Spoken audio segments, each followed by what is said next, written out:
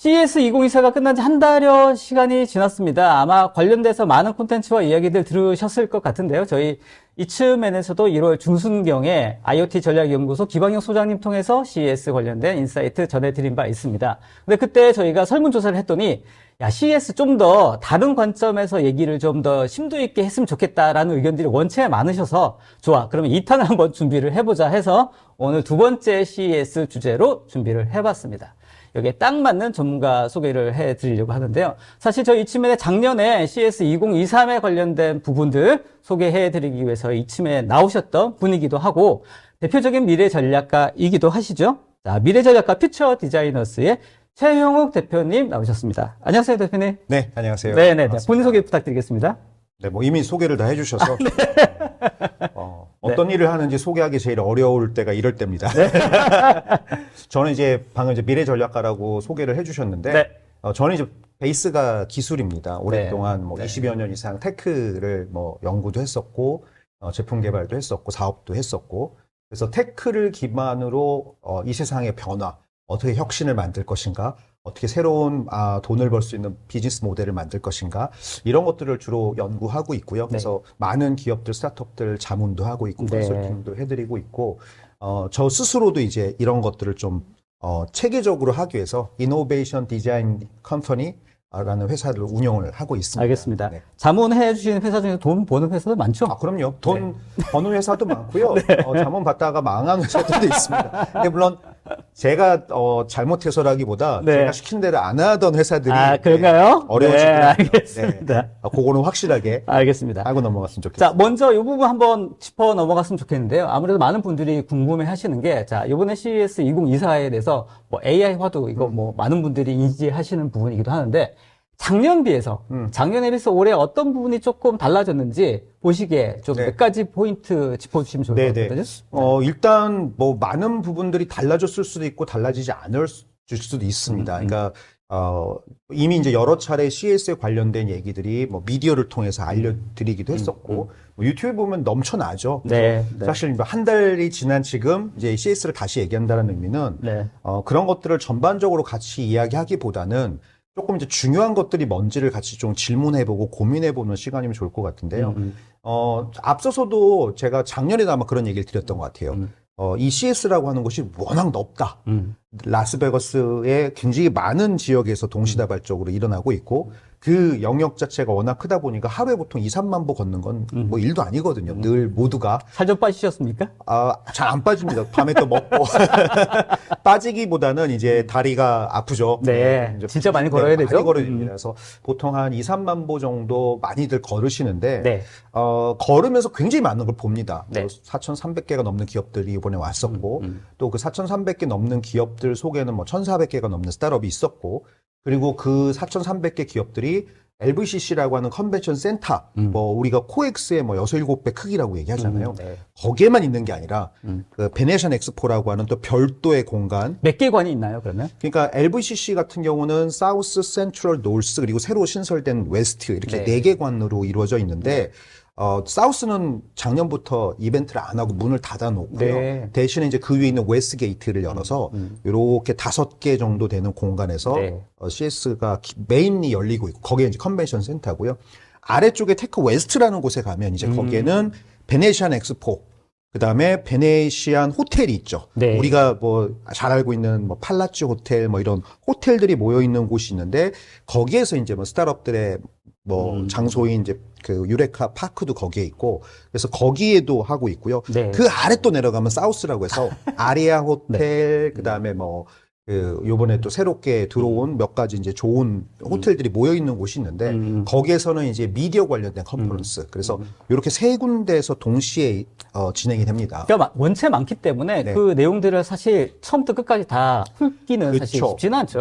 그래서 어떤 관점을 가지고 그 인사이트를 얻기 위해서 바라보는 뷰도 굉장히 중요하겠다 이런 생각이 듭니다. 그래서 방금 질문해 주신 게 뭐가 새로워졌고 뭐가 달라졌느냐라고 하면 사실은 새로워진 것들이 굉장히 많은데 그냥 빠르게 그냥 그런 것들을 다 열심히 보려고 하면 또 달라진 게 없어 보입니다. 그렇습니까? 왜냐하면 웨스트관의 모빌리티 회사들이 300여 개가 출시가 되는데 작년에 왔던 회사들이 작년 거 들고 네, 옵니다. 작년에 말씀하실 때도 자동차에 대한 모빌리티의 전장화된 네, 네. 말씀하셨거든요. 똑같아요. 네. 그럼 이게 작년에 안 보고 올해만 본 사람들은 와 새롭다 이럴 수 네. 있겠지만 매년 보는 사람 입장에서는 뭐 작년에 나왔던 튀르키예의 뭐 토그란 자동차에서 네. 똑같은 차가 들고 나오고 아, 그래요? 네. 뭐 소니가 뭐 혼다랑 같이 한 아필라라고 하는 전기 자동차가 있는데 뭐 작년이랑 똑같이 생겼어요. 네, 네, 네. 그러니까 그냥 보기에는 달라진 게 없을 수도 있다 이렇게 볼 수도 있는데 중요한 건 그 달라 보이지 않는 그 내부의 수많은 것들이 진화하고 있고 변화하고 있다는 네. 거죠.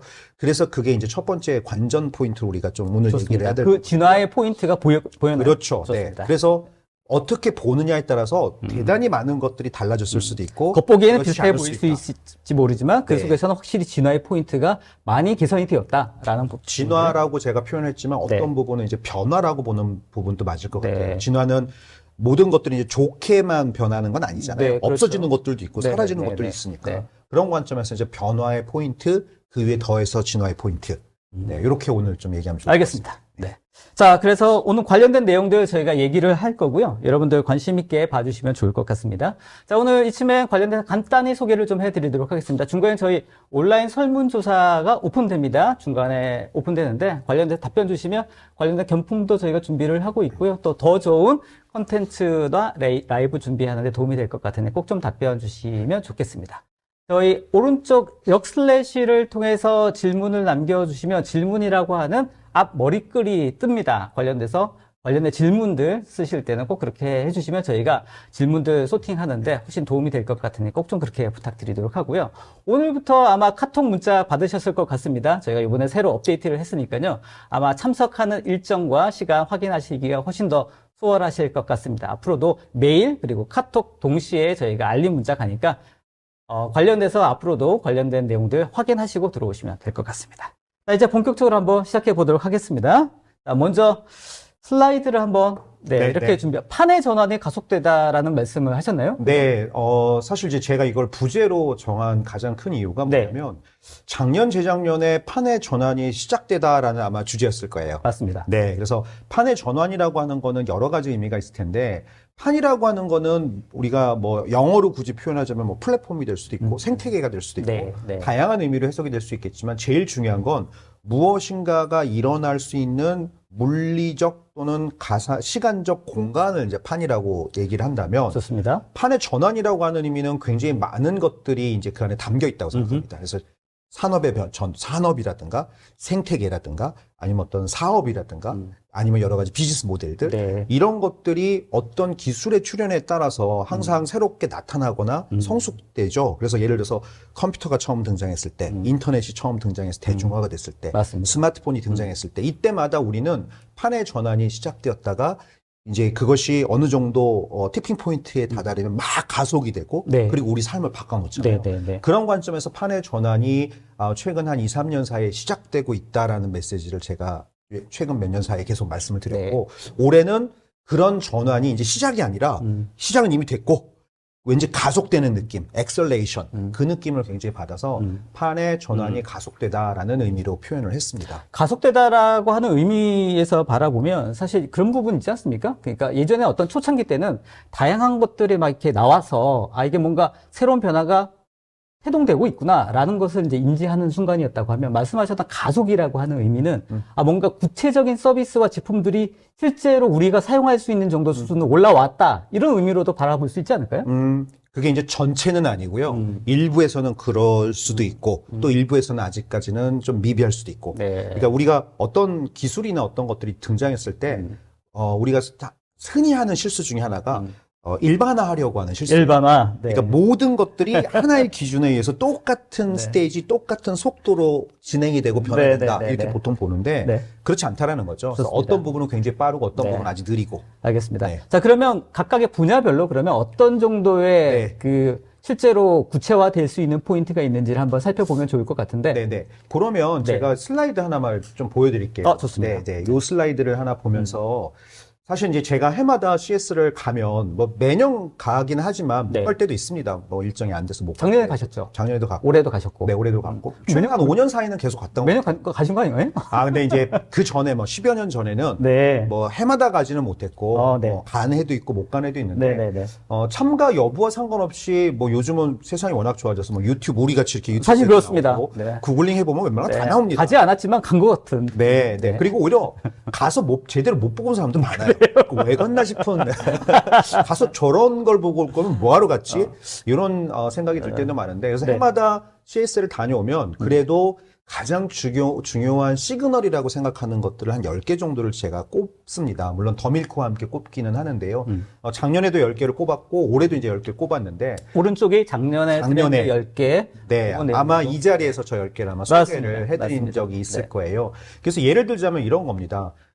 작년에는 제가 1번을 가전을 넘어 차전의 시대라고 했어요. 네. 그러니까 차전이라고 하는 건 자동차가 전자제품이 되고 있다라는 맞습니다. 의미잖아요. 파 일렉트로닉스. 그게 작년에는 제일 크게 보였던 변화였어요. 네. 그 이전에 뭐 모빌리티가 없었고 전기 자동차가 없었다라기보다 작년에 사람들의 관심이 가장 그것에 대해서 컸다라는 거죠.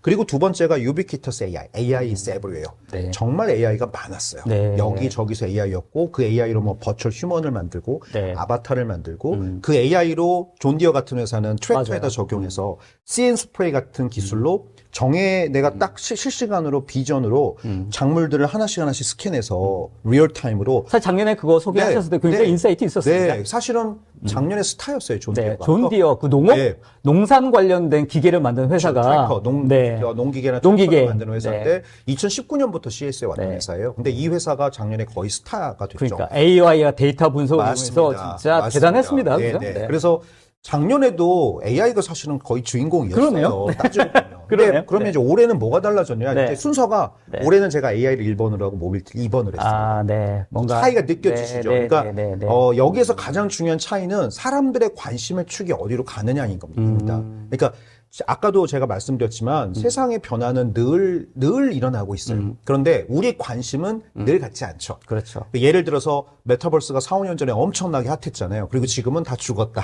아, 죽었습니까? 제가 작년에도 말씀드렸지만 죽지 않았죠. 왜냐하면 죽지 않았죠. 아직 네. 제대로 살아나지도 않았었기 네, 네, 때문에 네. 그러니까 메타버스라고 하는 네. 시대가 네. 아직은 오지 않았어요. 맞습니다. 코로나라고 하는 어떤 그 시기적인 네. 사건이 네. 메타버스에 대한 관심을 굉장히 많이 불러일으켰고 네. 그러다 보니 많은 사람이 관심이 있었고 그러다 보니 막 보이는 게 다 메타버스구나 그렇죠. 이렇게 얘기했다가 챗GPT가 이제 작년에 뜨면서 네. 모두가 지금은 젠 AI, 챗GPT를 얘기하고 있죠. 관심의 축이 이동을 한 거예요. 그래서 사실은 AI라고 하는 관심을 놓고 보면 CS에서 보이는 게 이제 많아지는 거예요. 그래서 지금 AI for All이라고 하는 걸 제가 1번으로 놓은 이유는 사람의 네. 관심이 네. AI로 갔다라는 거고요. 그러면 작년과 뭐가 달라졌는데 저는 이게 되게 중요하다고 생각해요. 네. AI is everywhere나 AI for all 어떤 사람들은 카통가 아니야? 이렇게 얘기하실 거거든요. 같다고 느끼시나요? 일단 단어는 다른데요. 네. 근데 느낌이 그냥 AI 많다 뭐 이런 느낌이잖아요. 근데 저는 저렇게 표현하는 이유가 네. 있어요. AI is everywhere라고 하는 거는 작년 같은 경우는 AI가 정말 우리가 5년 전, 6년 전에 그 알파고와 이세돌의 바둑 경기가 있었던 게 2016년이에요. 네. 그때부터 사실 AI 관심이 커졌었거든요. 네. 그래서 CS에서 AI라고 하는 어젠다가 등장한 것도 2017년이 처음이고요. 네, 네. 그때도 보면 AI가 많았는데 네. 관심 그때에 비교하면 작년 같은 경우는 2017, 18년만 해도 AI는 AI를 전문적으로 하는 기업이 가지고 있는 기술이었어요. 네. 구글이 가지고 있는 기술, 네. 메타가 가지고 있는 기술이었지 그 기술이 정말 뭐 널리 쓰인 적이 별로 없고요. 네. 그때만 해도 제일 많이 나왔던 게 아마존 알렉사였어요. 네. 그래서 CS에 아마존이 참가를 안 하거든요. 네. 근데 여기저기에서 알렉사, 네. 턴온 TV, 뭐 알렉사 세탁기 돌려줘, 뭐 이런 얘기들을 알렉사를 이용한 서비스들이 여기저기서 많이 보였던 말씀이시죠. 알렉사가 정말 많았어요. 한 400개가 넘는 프로덕트이 알렉사를 채용했을 때 올해도 알렉사가 없습니다. 올해 없습니다. 없다라기보다 아마존 오토모티브라고 아마존도 자율주행 자동차 서비스 네, 그 얘기는 내가 들었습니다. 가져왔죠. 네, 네, 네. 그거는 이제 아마존 베이스니까 알렉사와 소통하는 부분이 들어가 있어요. 네, LLM 베이스로. 네, 네. 근데 이제 그런 것들을 제외하고 과거처럼 어떤 하나의 기업의 에이전트가 모두를 도미넌트하게 하는 서비스들이 이제 굉장히 많이 이제 좀 사라졌고 네. 대신 그 자리에 이제 챗GPT나 젠 AI 기반의 서비스들이 네. 많아졌다는 거고 네. 자, 아무튼 그래서 그러면 AI is everywhere와 네. AI for all의 어떤 차이 포인트는 뭐라고 보시는 네, 거예요? 그래서 이제 이 얘기를 지금 드리려고 네. 했는데 작년에는 그래서 AI가 농기계에도 들어있었고 헬스케어 디바이스에 들어있었고 들어있었어요. 이게 여기저기 everywhere, 보였다는 거예요. 어디에든 보였다. 그럼 올해 AI for all은 뭐냐? 작년보다 더 이제 나아진 거죠. 어떻게 나아졌냐면 AI가 여기저기 들어있었는데 그때는 그냥 들어있었던 거예요. 네. 기능적으로. 네. 그런데 지금의 AI는 AI for all, 정말 모두를 위해서 어떤 가치와 의미를 가지는 형태로 진화하기 시작했다는 거죠. 그래서 트랙터에 들어있는 AI는 그냥 생산성만 높이는 것이 아니라 농부들, 우리 식량이 필요한 우리 일반인들을 다 위해서 필요한 AI인 거고, 예를 들어서 뭐 로레알이 만든 그 뷰티 에이전트에 들어가 있는 AI는 네, 올해는 또 로레알이 또 네, 화두였더라고요. 로레알이 화장품 기도 회사가 이제 CES 쇼에도 네, 서두 연설을 했. 기두 연설을 했었죠. 연설을 네, 했죠. 그게 이제 네. CES의 전략이기도 합니다. 네. 그러니까 CES가 네. 해마다 기조 연설하는 카테고리 산업과 기업을 선정을 해요. 네. 작년에는 이제 존디어를 시켰죠. 네. 올해는 로레알을 시켰어요. 아하. 그 얘기는 CES가 탈가전을 하고 싶은 거예요. 네. 가전 중심이었던 것들을 산업 중심으로 재편하면서 가전이 아니었던 기업들을 끌고 들어와서 관심의 폭을 증폭을 시킨 사실 몇 년 전부터 CES의 그런 전략은 이미 성공했다고 보여지는데요. 네. 그죠? 네네. 그래서 올해 AI는 정말 모두를 위해서 어떤 가치와 의미를 만들어낸 AI로 진화하고 있다. 알겠습니다. 사실 근데 사실 좀 궁금한 부분 중에 네. 하나는 어떤 부분이냐면 이제 말씀하셨던 것처럼 이제 AI가 모든 것에 다 포함되어 있고 하나의 서비스로 이루어져 있다라고 말씀하시긴 했는데 이제 AI가 없는 서비스를 상상하기 어렵긴 하지만 의외로 또 그렇기 때문에 AI가 모든 데 있기 때문에 우리가 그 서비스를 바라봤을 때 어떤 차별화 포인트가 있느냐, 실제로 AI를 통해서 우리가 어떤 혜택을 얻을 수 있느냐는 실제적인 접근으로 이제 필요할 것 같아요. 네네. 단순하게 이제 AI만 접목했다고 해서 그 서비스가 뭔가 각광받고 하는 시대는 이제 아닌 것 같거든요. 네네, 맞습니다. 이번 CS를 통해서 혹시 그렇게 구체적으로 뭔가 적용했을 때, 아, 이건 진짜 눈에 확 띄더라. 그런 서비스나 어떤 제품이나 이런 것들이 조금 보였나요? 실제로 AI가 올해 이제 어젠다로 처음 채용이 됐지만, 그러니까 카테고리, 그 혁신상 카테고리에도 AI가 처음으로 들어왔고, 아, 네. 그러니까 작년에까지 28개가 AI가 없었어요.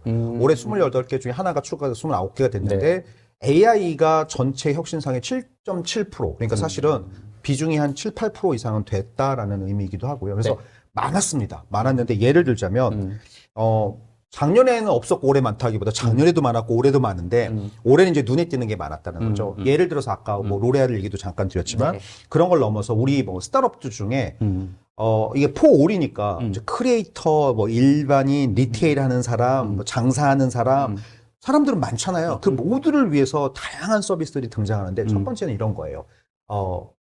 우리 웹툰 그리는 작가들 있죠. 네. 웹툰 그리는 작가들이 마감에 시달려서 스트레스 받고 건강이 안 좋대. 네. 그래서 이제 그 사람들은 어떤 문제이시냐면 그분들을 조금 더 쉽게 웹툰을 그릴 수 있게 하겠다.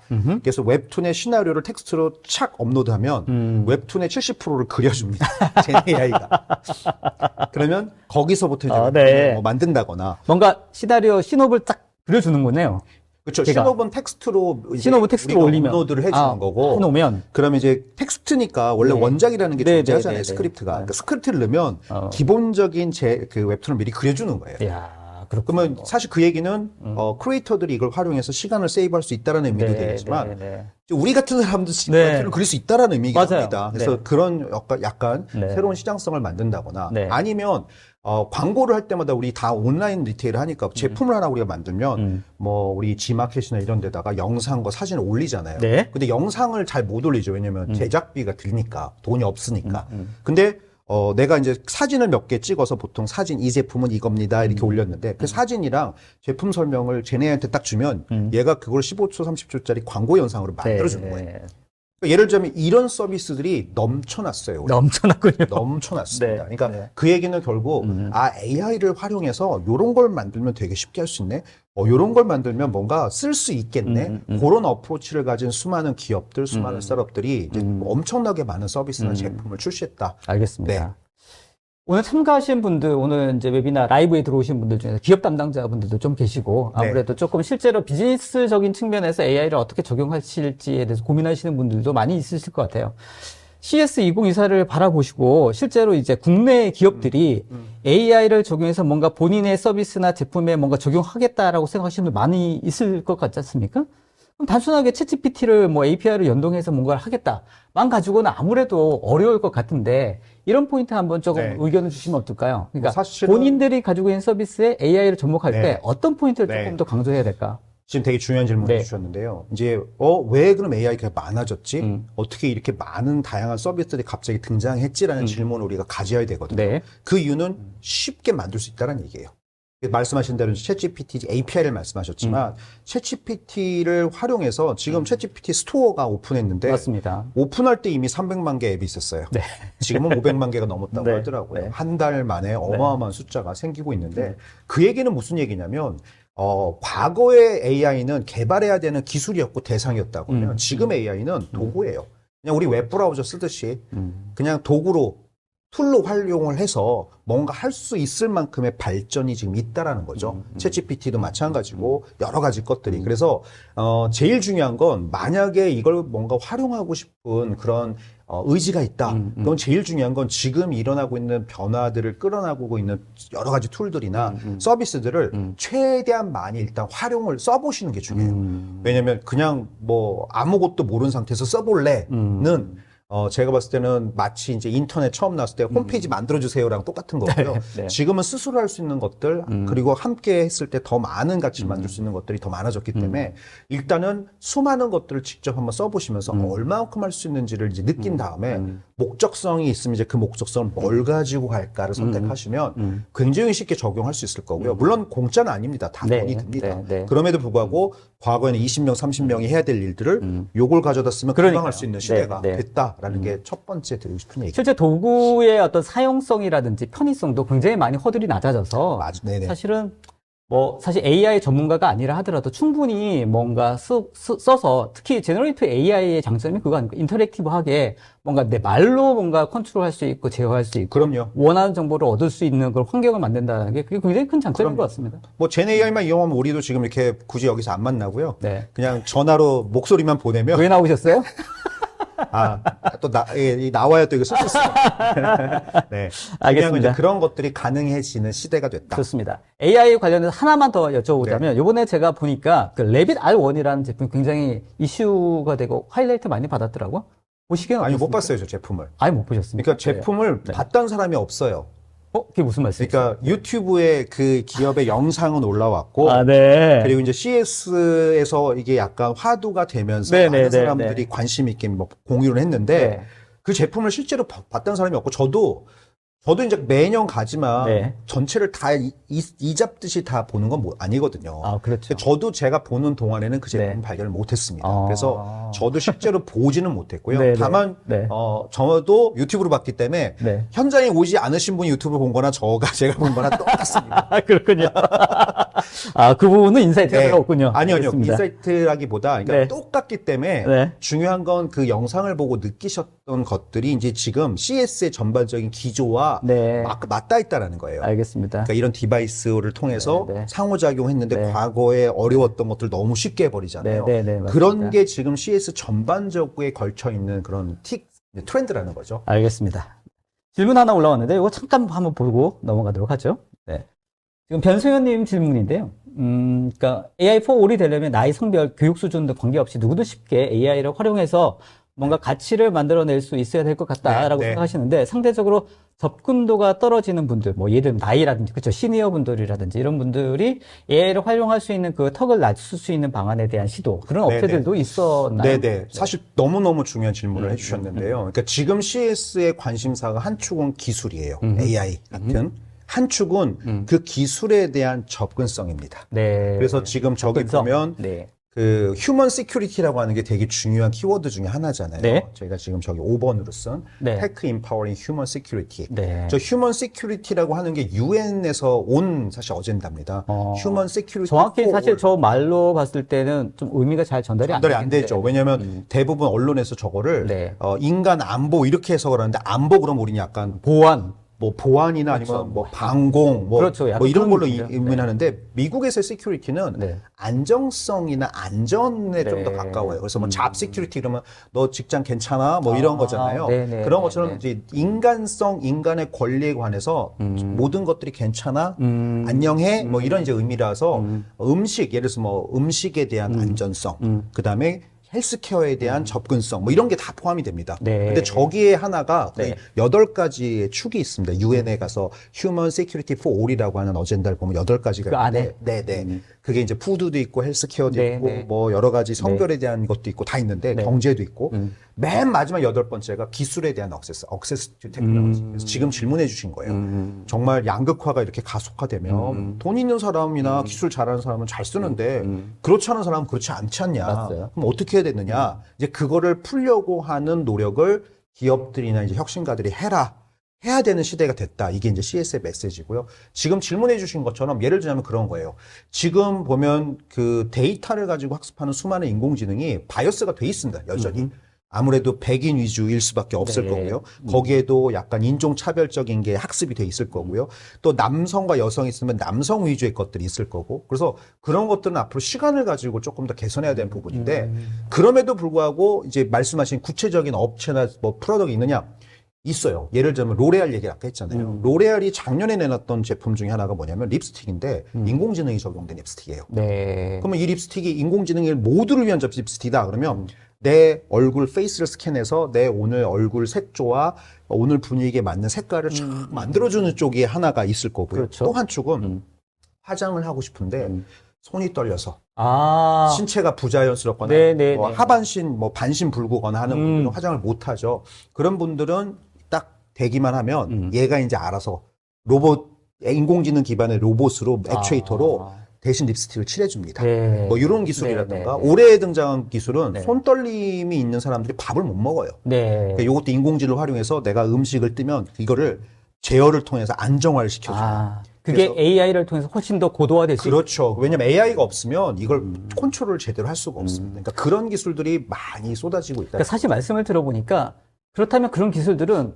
사용자의 입장에서 봤을 때는 이게 AI가 들어갔는지 안 들어갔는지 굳이 인식할 이유는 없거든요. 그럼요. 네. 그래서 아까 제가 말씀드린 네. 것처럼 사용하는 사람에게 있어서는 AI는 도구가 되고 있고요. 네. 그다음에 일반적으로 모든 사람들의 입장에서는 그게 AI가 있든 없든 무슨 상관이에요. 그냥 내가 필요로 하는데 그걸 잘 해줄 수 있는 게 중요하죠. 지금 누가 야 이거 인터넷 있어 없어 이거 물어보고 인터넷 쓰지 않잖아요. 그러니까 지금 인터넷을 쓰고 그렇죠, 컴퓨터를 그렇죠. 쓰는 것도 야 이거 네. 컴퓨터 이거 뭐 안에 들어가 있어? 그렇죠. 이렇게 얘기하고 쓰지 않습니다. 뭐 TV 안에도 컴퓨터 들어있고 다 네, 들어있거든요. 네. 그냥 그 필요성에서 우리 환경에 다 이제 그럼요. 앰비언트처럼 맞아요. 깔려 있는 인프라가 되는 거죠. 그쵸. AI가 AI마저도 전기처럼 네. 모두에게 스며들듯이 이제 보편적으로 확산이 되고 있다는 거죠. 아마 올해가 아마 그런 어떤 그 분수령이 될 수도 있겠다 이런 생각도 들고요. 네, 저는 그래서 네. 가속되다라는 표현을 쓴 게 그게 가속된다는 느낌 되게 많이 받았어요. 알겠습니다.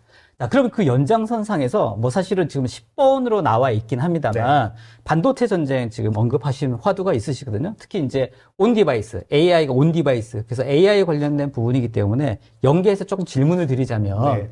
사실 AI에 관련된 인프라나 투자가 엄청나게 지금 되고 작년부터 굉장히 올라가고 있다라는 얘기 들었는데 실제 그 돈은 엔비디아가 다 번다. 이런 얘기도 있거든요. 네네. 네. 그러면 사실 그런데 온 디바이스 AI의 어떤 측면에 봤을 때는 엔비디아가 올해도 이렇게 엄청나게 올인은 할 거냐, 혼자 다 독식할 거냐, 아니면 수많은 디바이스별로 AI가 뭔가 내장된 독자적인 어떤 칩들이 되게 다양화되면서 이런 반도체의 어떤 시장들도 되게 역동적으로 바뀔 수 있을까? 이런 네네. 부분들에 대해서 네. 한번 의견 주시면 어떨까요? 온디바이스 AI를 얘기하는 가장 큰 이유는 사실 이제 시기적으로 얘기해야 될 때가 됐어요. 된 이유가 우리가 지금 쓰고 있는 스마트폰에 칩이 들어있죠. 애플은 이제 애플 실리콘이 들어있고, 뭐 A15나 M1 같은 칩들이 퀄컴 들어있고, 들어가 있고. 삼성 거에는 퀄컴이 네. 들어있고, 네. 여기에 그 AI가 없느냐? 들어있어요.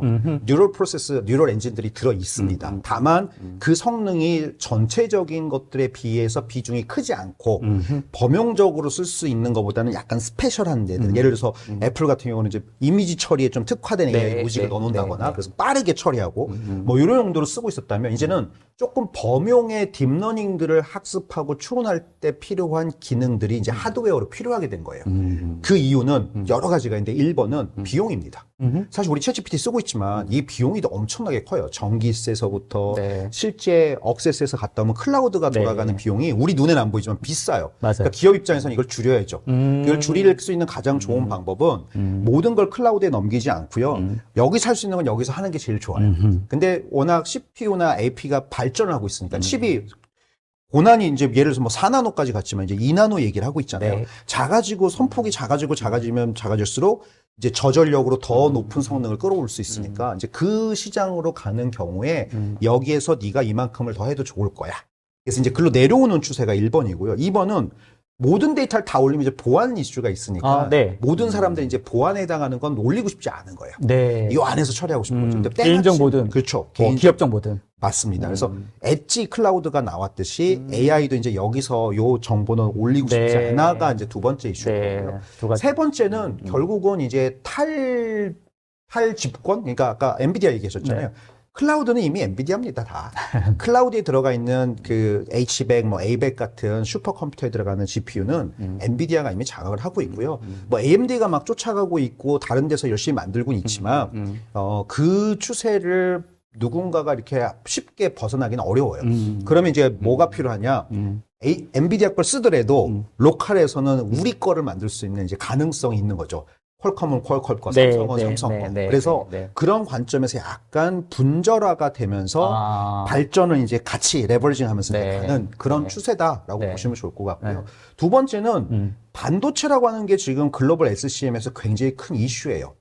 왜냐하면 반도체라고 하는 건 메모리도 있고 비메모리도 있잖아요. 맞습니다. 그럼 메모리는 D램이 있고 플래시 메모리 같은 저장 장치가 있고 그리고 이제 비메모리에는 우리가 지금 쓰고 있는 GPU 같은 인공지능 관련된 게 있고 이제 어떤 디바이스 CPU에 해당하는 애플리케이션 프로세서 두뇌에 해당하는 AP나 뭐 이런 것들이 있는데 지금 이 두 개가 다 핫하다기보다는 메모리는 사실 이미 한번 이제 부침이 끝났고 지금은 비메모리 쪽이 핫해요. 자, 핫한 이유가 우리가 PC 이제 시대에서 모바일 시대로 바뀔 때 PC 시대의 강자는 누구였죠? 인텔이었거든요. 그렇죠. 모든 PC에 다 인텔 CPU가 들어갔으니까. 근데 모바일로 갔을 때 누구 걸 퀄컴. 썼죠? 퀄컴을 썼다면. 인텔은 그때 죽었어요. 네. 인텔 거는 거의 없어요. 그러니까 퀄컴이 그 시장을 장악했는데 지금 가만히 보시면 우리 오늘 얘기하는 거에 인공지능 시대가 오고 있죠. 그다음에 모빌리티 시대가 오고 있어요. 자동차가 전자제품이 네, 되고 네, 있어요. 네. 그럼 둘 다 엄청나게 한쪽은 GPU가 필요하고 한쪽은 CPU가 필요해요. 그러면 이 GPU와 이 CPU 시장은 누가 먹을 건데? 라고 하는 헤게모니 싸움이 이제 시작이 된 거죠. 네. 그래서 어때 지금 판의 큰 흐름이 또 이제 변하는 그렇죠. 네. 그러니까 이제 반도체 시장도 그렇죠. 그러니까 GPU 쪽은 AMD나 엔비디아가 있었지만 이제 삼성이나 퀄컴이 어떻게 할까 막 고민하고 있는 거고 네. 모빌리티 자동차에서는 이제 야 퀄컴이 야 우리 거 늦게 네. 네. 메타버스 AR VR 나오면 야 우리 거 늦게 이러면서 이제 전쟁이 지금 시작되고 있는 거죠. 지난번에 말씀을 들어보니까 퀄컴도 다른 분야가 아니라 모빌리티 쪽에 전시 부스를 네. 내놨다고 얘기를 들었거든요. 네, 네. 그래서 그러니까 우리는 이건 이제 통신이 아니라 우리는 이제 모빌리티 회사의 어떤 칩 메이커라는 식으로 포지셔닝을 정확히 방향성을 보여주는 그런 행보인 것 같기도 그렇죠. 하고요. NXP도 그렇고. 통신은 이미 그대로 들어 있고요. 그 기본이니까. 네. 그러니까 기본이라고 하는 것들은 이미 있는데 네. 거기에 이제 애드업해서 우리가 다음 패러다임을 어떻게 리드할까, 주도할까 이 고민들을 이제 칩밴더들이 좀 하고 있고요. 게다가 지금 이 칩밴더들이 이 이슈를 고민하는 이유 중에 하나가 미중 무역 분쟁과 기술 전쟁을 하고 네, 있죠. 네, 네. 그런 부분도 있겠네요. 그럼요. TSMC가 지금 대만에 있다 보니까 네. 그런 것들 때문에 좀 더 센시티브하다 네. 이렇게 보시면 좋을 것 같아요. 네, 알겠습니다. 자, AI 부분도 굉장히 특히나 반도체 영역에 대해서도 굉장히 어떤 변화가 많이 있겠다 이런 싶은 생각이 들고요. 그렇죠. 네네. 그래서 반도체를 전시하는 전시회는 아닌데 반도체가 눈에 띌 정도로 굉장히 중요한 어젠다가 됐다라고 네. 제가 올해 느꼈습니다. 좋습니다. 자, AI에 관련된 내용들은 이 정도로 하고요. 그러면 이제 다른 이야기를 조금 해봤으면 좋겠는데, 작년에 첫 번째 화두가 아무래도 가전에서 차전. 올해도 이 모빌리티 쪽은 꽤 화두였던 걸로 같습니다. 뭐 지난번에 제가 김학용 소장 통해서 얘기를 들어보니까 여기서도 언급하셨죠. SDV. 네. 그래서 뭐 소프트 디파인드 비어클이라든지 여러 가지 모빌리티 쪽의 새로운 어떤 진화, 특히 AI를 모빌리티에 적용했을 때 어떤 차별화 포인트를 낼 수 있을까에 대한 네. 내용들도 많이 나왔다고 하거든요. 네, 그런 네. 부분들을 한번 언급해 주시면 좋겠습니다. 저것도 굉장히 사실 쉽게 생각하시면 돼요. 그러니까 소프트웨어 디파인드라는 의미는 소프트웨어에 의해서 정의된다는 의미거든요. 네. 그러니까 자동차는 내가 한번 샀어. 그럼 기능이 바뀌질 않거든요. 뭐 당연하죠. 최고 속도 200km면 200km에서 더 늘지도 네. 않고요. 여기 뭐 기능이 뭐 라디오가 들어있고 블루투스가 들어있어. 뭐 거기서 더 늘지도 않아요. 그러니까 하드웨어는 한번 생산이 되고 나면 그 다음에는 거기에서 확장이 되지 않는 게 지금의 자동차 시장이에요. 기존의 레거시 자동차 그렇죠. 산업이 다 그렇게 되어 그렇죠. 있죠. 네. 근데 우리가 이미 경험을 했잖아요. TV도 예전에는 한 번 팔면 그냥 TV였는데 어떤 케이블 박스를 꽂느냐에 따라서 유선 그 케이블망만 바뀌는 거지 기능은 똑같았거든요. 근데 어느 날부터 TV에서 인터넷이 되고 넷플릭스를 다운받아 넷플릭스를 볼 수 있고 게임을 다운받아서 게임을 할 수 있는 시대가 돼버렸잖아요. 스마트폰도 역시나 옛날엔 전화기를 사면 전화기 기능이 바뀐 적이 없어요. 문자 되고 그냥 전화 되고. 근데 지금은 어떤 앱을 다운받느냐에 따라서 이 전화기가 모두에게 다른 디바이스가 돼버리거든요. 자동차가 이제 그 순서가 된 거예요. 그래서 소프트웨어에 의해서 새로운 기능과 목적성을 정의받을 수 있는 시대가 됐다. 그래서 우리도 할래. 왜냐면 테슬라는 이미 저걸 10여 년째 하고 있는 거잖아요. 네, 맞습니다. 그래서 그런 거가 이제는 본격적으로 수용이 되기 시작했다라는 의미다라고 보시면 좋을 것 같아요. 실제로 이번에 나온 그 자동차 전장 기업들이 좀 많이 있었나요? 현대 기아는 확실히 조금 눈에 돋보였던 것 같고요. 그 밖에 또 기업들이 좀 있었나요? 네. 현대기아 같은 경우는 이제 그러니까 매년 오지는 않아요. 작년에는 안 왔고 맞죠. 이제 맞아요. 올해 출시를 네, 했는데 네. 출시하면서 이제 전격적으로 자동차보다는 약간 자동차를 기반으로 한 서비스라든가 아하. 자동차를 둘러싼 이동의 환경이라든가 네. 자동차를 전기 자동차나 자율주행으로 바꿨을 때 할 수 있는 새로운 서비스의 영역이라든가 또는 에너지 기존에 이제 뭐 전기 가솔린에서 지금 전기를 넘어오는데 이 에너지를 이제 수소랑 연계해서 인프라를 어떻게 수소로 확장할 것인가 뭐 이런 네. 것들을 보여주는 게 현대자동차였고요. 기아 같은 경우는 이제 야 우리 자동차 만드는데 여기에 이제 모듈을 어떻게 하느냐에 따라서 목적성에 맞게 자동차가 우리 그 이제 1톤짜리 트럭 있잖아요. 그럼 그냥 1톤 트럭이거든요. 걔는. 뭐 그냥 1톤 트럭에서 바뀔 게 없는데 이제는 1톤 트럭인데 거기에다 뭘 얻느냐에 따라서 이거는 푸드 트럭이 될 수도 있고 식당 칸이 될 수도 있고 이동형 업무 공간이 될 수도 네, 있어. 네, 뭐 네. 이런 이제 확장성 같은 것들을 보여주면서 서비스를 붙이겠다는 거죠. 아하. 이게 그냥 자동차가 아니라 이제 네. 서비스에 맞게 이 네. 서비스까지 함께 네. 갖고 가겠다.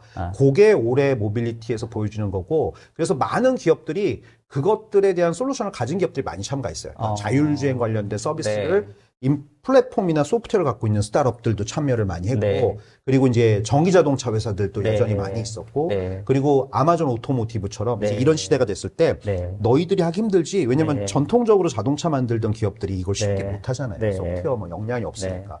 우리 거 쓰면 우리가 다 해줄게. 너희는 차만 만들어. 음. 뭐 이런 모습들을 우리가 많이 볼 수 있었고, 혼다랑 소니 같은 경우 이제 재작년부터 이제 아필라라고 서로 이제 협력을 지금 하고 있죠. 그러니까 혼다는 자동차 강자고 소니는 이제 전자제품의 강자니까 우리 둘이 붙여서 너가 잘하는 거 내가 잘하는 거 합쳐보자. 좋아요. 이런 모습들도 되게 좀 주목할 만한 부분이었던 것 같아요. 알겠습니다. 사실 좀 개인적으로 궁금한 게 이 모빌리티의 새로운 어떤 먹거리, 새로운 어떤 판을 누가 먼저 이거를 차지하느냐, 이 플랫폼을 누가 선점하느냐에 따라서 기존의 레거시 자동차 회사와 어떤 소프트웨어, IT 회사들 간의 어떤 막 경쟁이 굉장히 치열해지고 있고, 네. 거기에 이제 칩 메이커들도 자기들이 플랫폼이 되고자 막 퀄컴이든 뭐 엔비디아든 막 이렇게 도전장을 내고 있다는 말이죠. 그렇죠. 그러니까 뭐 향후에는 어떻게 될지는 모르겠지만 네. 향후 한 1, 2년 사이에 어떤 기업이 그래도 이쪽 차량 전장 쪽에 관련된 모빌리티의 플랫폼으로 조금 더 치고 나갈 수 있을까요? 1, 2년 사이에는 뭐 크게 뭐 드러나지는 않을 거예요. 다만 여전히 이제 강자는 테슬라이고요. 네.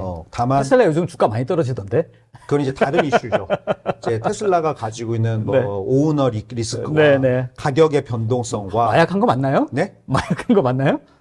그거는 뭐 오늘 주제랑 뭐 적합하지 않고요. 네, 네. 제가 뭐 직접 물어본 알겠습니다. 거예요. 근데 그게 중요하진 않죠. 네. 그건 중요하지 않다고 보고요. 중요한 건 이제 본질적인 부분인데 예를 들자면 이런 거예요. 우리 스마트폰 보면 애플이 있고요. 그다음에 삼성, 화웨이, 샤오미 수많은 스마트폰들이 있는데 그러면 이 스마트폰을 구분해봐. 그러면 아이폰, 안드로이드. 이 얘기가 뭐냐면 하드웨어가 도미넌트해진다 하더라도 되게 많은 사람들이 이걸 쓴다 하더라도 결국 이 위에 올라가는 플랫폼을 누가 장악하느냐에 따라서 패권이 바뀐다는 거예요. 근데 스마트폰 때는 이미 애플 진영 외에는 구글 진영 이렇게밖에 좀 안 됐었고 현재 그렇죠. 삼성이 지금 힘든 이유는 지금 삼성이 앞만 멋진 폰을 만들어도 안드로이드예요.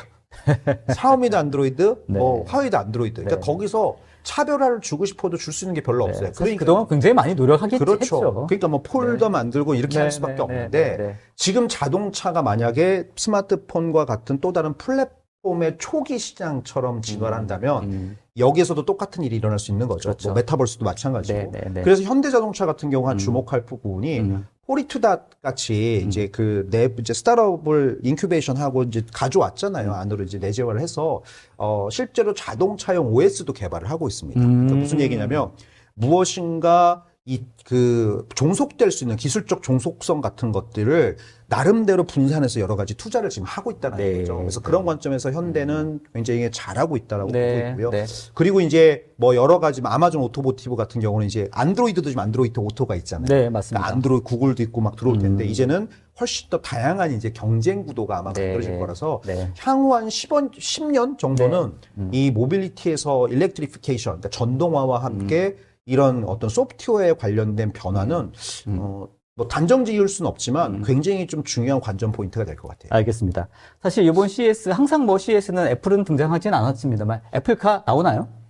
안 나옵니다. 애플카는 나온다고 한 적이 없어요. 그러니까 사람들이 오해하는 게, 그러니까 요번에, 그러니까 애플이 애플카를 만들어 본 적은 있죠. 네. 그러니까 만들어 본 적은 있기 때문에 소문은 난 건데, 애플이 만들어 보는 거는 다 의미가 있어요. 왜냐면 안 해보고 판단할 수는 없는 거니까. 그래서 그것이 예를 들어서 뭐 어떤 목적으로 돼 있는지를 뭐 자세히 제가 알지 못하지만 자동차마다 지금 애플의 카플레이가 들어간단 말이에요. 그럼 예를 들어서 그것들을 시험할 수 있는 뭔가 뭐 전초장이 될 수도 있는 거고, 그 다음에 예를 들어서 애플 TV는 안 만들었지만 조그만 박스 같은 건 만들어 팔고 있잖아요.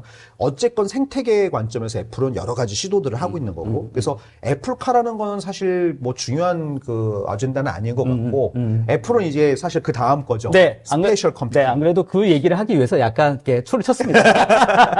사실 이제 메타버스나 또 VR, AR 뭐 관련된 여러 가지 이슈들이 있는데, 사실 이번 CES에도 관련된 부분들 스페셜 공간 컴퓨팅이라는 얘기죠, 사실? 네네. 공간 컴퓨팅이라는 얘기가 사실은 그 전에도 있었던 단어였지 않습니까? 네네. 한 90년대부터 있었던 네네. 단어입니다. 이게 뭐 처음 나온 단어는 아니었던 것 같고. 근데 사실 이제 애플 얘기를 안 할 수가 없는 게 결국은 기존의 어떤 메타버스 시장에서 VR, AR 관련된 또 MR 관련된 시장이 조금 정책이 뭔가 어떤 돌파구가 없는 상황에 CES는 출시하지 않았으나, 나오진 않았으나 이들이 비전 프로라는 것을 얘기를 하면서 시장에 어떤 매기 같은 역할을 지금 하고 있단 말이죠. 네네. 매우 중요한 역할을 하고 있죠. 이미 사실은 저도 이제 그 CS 기간에 얘네들이 예약 판매를 오픈했단 말이에요. 일부러 그런 것 같습니다. 네, 뭐 충분히 그럴 수 있죠. 충분히. 그래서 사실 그 화두를 가져오긴 했고요. 자, 일단 먼저 그래서 하나 스페셜 공간 컴퓨팅이란 의미에 대해서 기존에 우리가 알고 있는 VR, 또 메타버스, 또 AR 이런 것과 어떤 차이가 있는지를 조금 들으시는 분들께 조금 이해를 하기 위해서 요거 먼저 하나 설명해 주시면 좋을 것 같아요. 사람들이 많이 오해를 하시는데 조금 심플하게 설명을 드리면 AR, VR, MR, XR 이런 용어 되게 많이 들으셨죠? 너무 많아. 근데 이게 다 이해하면 되게 쉬워요. AR은 Augmented Reality, 증강 현실이죠. 그러니까 현실을 증강한다는 의미예요. 좋습니다. 그러니까 그 얘기는 현실이 있어야 되는 거예요. 기본적으로 내가 보는 이 현실이 베이스에서. 내가 지금 이 공간에 있으면 이 방에 우리 같이 있잖아요. 그럼 이 방을 베이스로 증강한다는 얘기는 디지털 데이터들을 여기다 가져올 수 있는 거예요. 그래서 우리 지금 요거 2D 디스플레이로 보고 있지만 이런 걸 3D로 여기다 갖다 놓고 여기서 같이 막 돌려가면서 야, 지금 이게 새로 나온 겁니다. 이런 얘기를 할 수 있는 게 AR이라고 하면 VR은 버추얼 리얼리티, 가상현실이죠. 그러니까 이 현실과 상관이 없는 거예요. 이걸 뒤집어 쓰는 순간 나는 이 공간과 아무 상관없는 공간에 가서 게임을 하든 완전 가상의 공간. 가상의 공간. 그러니까 현실 세계에 내가 앉아 있거나 발을 딛고 있는 공간과는 1도 관계가 없어도 돼요. 큰 차이가 있네요. 큰 차이가 있죠. VR과 AR. 그렇죠. 그래서 AR은 보통 AR 글래스라고 얘기하고 있고 안경처럼 껴서 여기다가 막 뭐 정보 띄워놓고 시간 띄워놓고 이게 AR이고 예전에 마이크로소프트에서 홀로렌즈 했던 그게 AR입니다. 그리고 VR 같은 경우는 지금 메타에서 주로 하고 있는 게임 퀘스트 뒤집어 쓰고 막 칼싸움하고 하는 거죠. 칼싸움은 여기서 할 수 있는 게 아닐까? 좋습니다. 그리고 MR은 뭐냐면 이 두 개를 섞는 거예요. 그래서 혼합현실, 믹스 리얼리티. 이 믹스 리얼리티가 이제 본격적으로 시작이 되는 거예요. 그게 애플의 비전 프로도 사실 믹스트 리얼리티라고 보시면 되고요. XR은 뭐냐? 익스텐드 리얼리티는 이걸 다 합친 게 XR. 그러니까 합집합이에요. 네. 그래서 야 지금 뭐야 그러면 AR, VR, MR 다 합친 게 XR. 그래서 사람들이 XR이 뭔가 더 어드밴스드한 거라고 생각하는데 그건 아니고요. 이 모든 걸 그냥 하나로 얘기할 때 XR이라고 표현하시면 되고 자 그러면 스페셜 컴퓨터가 뭐냐? 공간 컴퓨팅. 네, 공간 컴퓨터는 이 공간을 어디 내가 바라보는 어디든 디스플레이로 쓸 수 있고요. 내 몸, 그러니까 내추럴 유저 인터페이스라고 합니다. 손 제스처, 눈, 목소리, 뭐 몸짓, 내 움직임 모든 거를 입력으로 써서 이 공간과 내가 상호작용하는 거예요. 그게 공간 컴퓨팅이에요. 그러면 사실 AR과 연관성이 조금 더 있겠다 볼 수도 있나요? 그러니까 아까 제가 MR이라고 얘기 드린 이유가 AR과 MR을 왔다 갔다 할 수 있는 거예요, 공간 컴퓨터는. 그래서 애플 비전 프로도 보면 여기 그 크라운이 있어서 얘를 돌리면 AR이 됐다가 얘를 돌리면 이 현실과 격리가 돼서 다른 공간으로 바뀌는 VR로 바뀌잖아요. 그러니까 AR과 MR을 왔다 갔다 원할 때마다 바꿔서 그렇죠. 전환시킬 수 있고 혹은 또 두 가지를 같이 섞어서 쓸 수도 있고 동시에 존재할 수도 있는 거죠. 그거를 MR 혹은 XR이라고도 부를 수도 있고 공간 컴퓨팅의 영역으로 부를 수도 있겠네요. 공간 컴퓨터는 기본적으로 MR을 기반으로 합니다. MR을 기반으로 해서. 네, 그러니까 구분은 AR, VR, MR이지만 공간 컴퓨터는 VR이 될 수도 있지만 기본적으로 AR이 돼야 의미가 있어요. 왜냐면 이 공간에서 내가 상호작용을 해야 되니까. 아니 그러면 그냥 MR, XR이라고 하면 될 거 왜 공간 컴퓨팅이란 말을 굳이 비전 프로는 얘기를 했나요? 두 가지 의미가 있어요. 첫 번째는 애플이 신시장을 정의할 때 그들이 가장 먼저 가져오는 게 바로 단어에 대한 리디파인이에요. 그래서 사실은 스마트폰 처음 할 때도 자기들이 이제 아이폰이라고 얘기를 했었고, 요번에 이제 메타버스를 처음 할 때도 디파인을 우리는 AR, VR이 아니라 공간 컴퓨터라고 얘기를 한 게 첫 번째 이유고요. 두 번째는 컴퓨터라는 관점에서 보면 이게 다음 세대의 디바이스는 맞아요. 그러니까 예를 들어서 우리가 그냥 AR, VR 그러면 이미 30년, 40년 전부터 해오던 거니까 연장선처럼 느껴지잖아요. 근데 이걸 공간 컴퓨터라고 불리는 순간 스마트폰도 컴퓨터거든요. 그렇죠. 지금 이것도 컴퓨터고 그렇죠. 얘는 데스크탑, 랩탑 컴퓨터고 스마트폰은 모바일 컴퓨터면 그 다음이 뭐야? 라고 했을 때 이제 공간 컴퓨터야 라고 얘기를 하는 거예요. 그러니까 컴퓨팅 디바이스의 진화 과정에서 그 다음을 우리가 제일 먼저 만들었어 라는 의미가 두 번째 목적성입니다. 자, 그럼 이걸 한번 CS2024에서 이러한 공간 컴퓨팅에 관련된 어떤 제품, 서비스에 대해서 간단히만 소개를 해주시고 이게 이제 추가적으로 비전 프로가 앞으로 이 공간 컴퓨팅과 메타버스의 어떤 역할 분명히 클 것 같긴 한데 현재 시점에서 봤을 때 어떤 전망 이런 것들도 간단하게 좀 얘기해 주시면 좋을 것 같습니다. 많은 분들이 이제 뭐 메타버스 이미 관심 없으시겠지만 다시 관심을 좀 갖고 보셨으면 하는 마음에 캐즘을 넘는이라고 제가 썼는데 지금 캐즘이에요. 모든 사람들의 관심이 이제 챗GPT한테 밀려서 더 이상 메타버스에 없죠. 지금 누가 그 제페토 쓰고 있거든요. 애들은 합니다. 여전히 원래 그걸 썼던 아이들은 여전히 마인크래프트 하고 있고 로블록스 하고 있어요. 우리 안 썼던 사람들은 관심만 있다가 지금 관심이 없어진 거죠. 근데 중요한 건 새로운 디바이스가 이렇게 대중화가 되려고 좀 꿈틀꿈틀 하고 있는 거예요. 그러면 이 디바이스가 대중화가 되는 시점에는 분명히 큰 변화가 생길 텐데 그동안은 이걸 주로 누가 했냐면 메타가 해온 거예요. 메타가 그동안 꾸준히 했습니다. 퀘스트를 한 4천만 대 정도 팔았거든요. 잘한 거예요. 그래서. 퀘스트 9, 퀘스트 1, 퀘스트 2, 퀘스트 3, 퀘스트 4. 4까지 나왔죠. 아니, 퀘스트 프로. 그러니까 3랑 프로가 먼저 나왔고 그다음에 3가 나중에 나왔는데 이 디바이스 다 합쳐서 한 3,500만 대 정도 했고 그다음에 소니가 PSVR을 한 600만 대, 700만 대 했거든요. 그래서 한 4천만 대 정도 된다고 보시면 되는데요. HTC도 물론 있고 뭐 다른 벤더들도 몇 개 있습니다만 이제 요 둘이 거의 메이저라고 보시면 되고 이들이 그동안 만들어 놓은 시장이 약간 이제 얼리어답터 시장에서 약간 조금 이제 일반인 대상으로 약간 물꼬만 튼 상태예요. 근데 이제 애플이 비전 프로를 딱 만들면서 비전 프로는 이미 나오자마자 지금 유튜브 보시면 그거 쓰고 길거리 돌아다니는 사람이 운전하고 100명이거든요. 비행기 타고 난리 났더라고요. 난리 났어요. 그만큼 임팩트가 큰 거예요. 대중화를 훨씬 더 빨리 만들 수 있고 관심을 훨씬 빨리 끌어올 수 있는 거죠. 물론 첫 번째 디바이스에는 이슈가 많이 있어요. 이게 뭐 50만 대, 뭐 60만 대 팔리고 100만 대 팔리겠지만 그거 가지고는 부족해요. 그래서 스마트폰도 아이폰 1이 나왔을 때 이 대중화가 된 건 아니에요.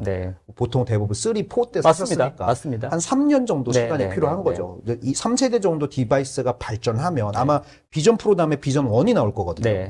조금 더 저가에 사실 현재 버전은 뭔가 대중성을 바라보는 제품은 아니지 아님- 않습니까? 그러니까 애플은 그렇게 생각하지만 또 대중들은 또 환호를 하죠. 애플 네. 저기에. 그래서 어쨌건 그건 이제 사실 400만 원, 500만 원짜리가 대중적이라고 보기에는 쉽지 그건 않지 이제 않습니까? 고객을 우리가 무시하면 안 돼요. 그렇습니다. 그럼요. 고객의 선택은 어떻게 될지 모릅니다. 네. 왜냐하면 명품 시장이 뭐 싸서 명품인가요? 그렇지 않잖아요. 네. 그래서 고객의 선택이 있다면 얼마든지 그 시장을 만들어줄 수 있다고 보는데 중요한 건 애플이 이 시장에 들어옴으로 인해서 관심도 폭발, 네. 활용성도 폭발, 네. 생태계도 폭발할 네. 거예요. 그러면 앞으로 3년 동안 이 시장이 모르긴 몰라도 분명하게 어마어마한 속도로 성장할 거고요. 네. 그리고 나서 디바이스와 이런 것들이 어느 정도 개선이 되고 가격이 만들어지는 한 3년쯤 지나면 대중화가 됐다라고 할 정도의 숫자가 나올 가능성이 있습니다. 알겠습니다. 자, 의견들 잠깐 보고 진행하면 좋을 것 같습니다. 자, 퀘스트 좋아요. 이형준님, 그 정도 가격으로 빨리 떨어져야 대중화의 이야기를 할 수 있을 것 같다. 현재 퀘스트 3가 65만 원 정도? 60만 원대 정도 한 것 같은데. 이제 128기가가 128 60만 기가? 원대고요. 네. 512기가를 사시면 80만 5만 원 네. 정도. 그 정도는 돼야 쓸만 하거든요. 그러니까 100만 원 언더죠. 근데 퀘스트 프로가 처음에 팔았을 때 1,500만 원, 아니 150만 원 정도 했거든요. 네. 네. 뭐 잠깐 90만 원, 100만 원에 팔긴 했었는데 네. 어찌됐건 그거보다는 더 싸줘야 된다라는 거는 뭐 맞을 것 같고요. 김광종님 질문이고요. 애플 비전 프로가 진화하면 영화 마이너리티 리포터, 그죠? 마이너리티 리포트를 많이 아마 참고하실 것 같은데, 이제 이런 것처럼 안경만 쓰고도 허공에서 데이터를 조작하는 뭐 이런 형태가 가능할까요? 진화면이 아니고 지금 됩니다. 지금 된다면. 이미 됩니다. 네. 그것처럼 다 됩니다. 네. 오히려 그거보다 더 네. 정교하고 더 리얼하고 더 해상도 높게 데이터도 처리하고 엑셀도 하고 파워포인트도 하고 뭐 4K 뭐 130인치 띄워놓고 TV도 보면서 일도 할 수 있습니다. 이미 됩니다. 네. 자, 박일균님 질문입니다. 비전 프로에 대한 호불호가 크게 갈리는 것 같긴 합니다.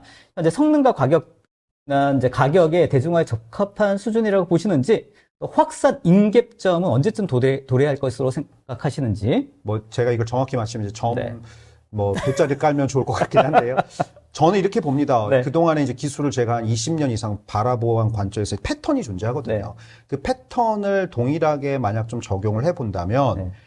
지금부터 이제 관심은 급부상을 할 거고요. 네. 아마도 이런 게 좀 본격적으로 수용되는 건 한 3년 이내. 3년 이내. 네, 3년 이내. 근데 3년 이내라고 해서 우리 집에 있는 기술을 모르고 컴맹인 식구들이 다 쓴다라는 의미는 아니에요. 네. 그러니까 어떤 목적성을 가진 사람들이 수용하기 시작하는 네. 한 1억 대 정도 되는 시장이 한 전 3년 정도를 보고 모든 산업에서 어떤 제품이나 어떤 제품군이 확산되는 과정들은 항상 그런 어떤 흐름이 있지 않습니까? 네, 네, 똑같이 항상, 있습니다. 네, 항상 얼리 어댑터라 불리는 소수의 사용자들이 일단 쓰고, 그게 조금씩 확산돼 가는 그런 과정을 네, 통해서 대중에게 맞아요. 확산되어 가는 그런 맞습니다. 프로. 근데 두 번째가 또 하나가 시간이에요. 시간? 시간이 필요한데 어떤 시간이 이게 웨어러블이거든요. 네. 오래 쓰면 힘듭니다. 네. 써보시면 아시겠지만 머리 아프고 맞아요. 그거 여기 지금 사실 어지럽고. 네, 얘기하는 분들이 네, 아직 네. 많이 있습니다. 그래서 이거는 뭐 지금 메타도 여러 디바이스를 만들고 HTC도 만들고 있지만 메타 퀘스트 프로가 사실 제일 편해요 써보시면.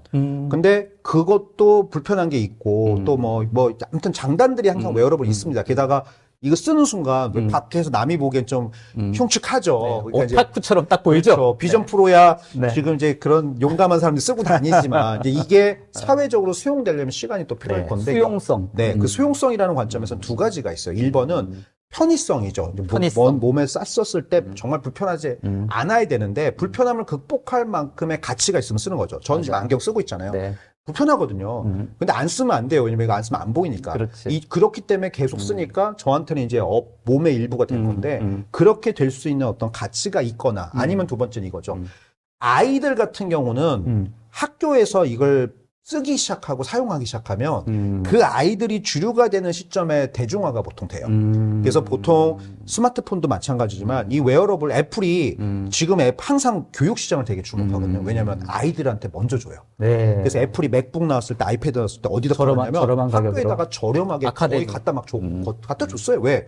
아이들을 먼저 쓰게 하면 걔네들이 사회에 나왔을 때는 그거를 계속 쓸 수밖에 없기 때문에. 그래서 지금 아마 비전 프로도 올해부터 학교에다가 열심히 할 네. 거예요. 그러면 이제 중고등학생이 일반인이 되는 시점이 아마 6년 정도라고 바라봤을 때 6년에서 최대 뭐 8년 사이에는 그러니까 한 30년 정도가 되면 굉장히 보편적인 디바이스가 될 가능성도 있습니다. 알겠습니다.